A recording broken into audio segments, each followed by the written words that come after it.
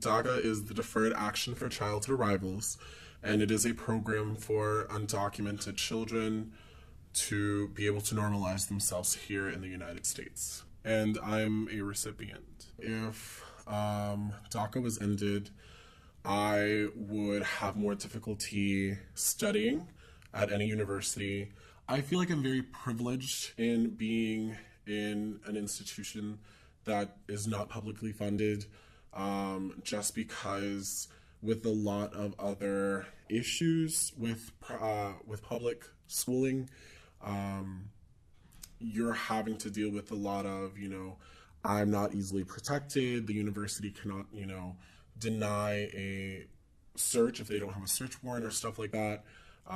Because at a state school, an ICE official is able to come in if they would like to, while at a private institution or a privately funded institution, I feel like it's a little bit more safe because the university can deny a lot of things, and they can also deny the entry of an investigation or an ICE official.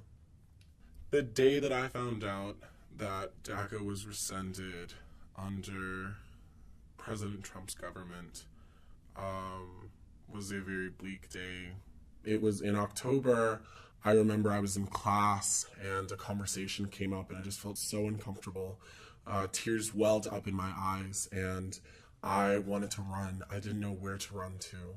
And I remember, calling my parents and saying, this is happening. And, they were trying to be so supportive, but I knew by the broken tone in their voice that it really hurt them that these things were happening.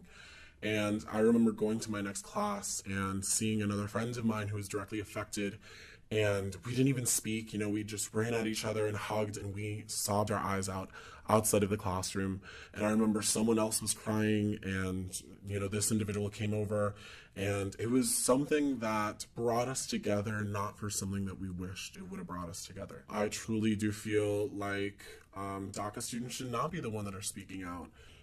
We are very we don't have a big kind of push, or people kind of look at us and they're like, well, of course they're wanting this to happen. This directly affects them. I really do feel as if though it affects everyone.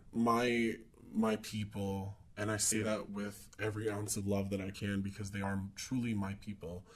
I really do feel like we just need to keep our heads up. Right now, we're being called criminals, we're being called animals, and we're being called a lot of different things, and we're being treated horribly for who we are, where we come from, the color of our skin. And I really do feel like we need to empower each other. We need to realize that we're all in this no matter what. And we just need to keep our heads up. No one is going to be able to strip our dignity away.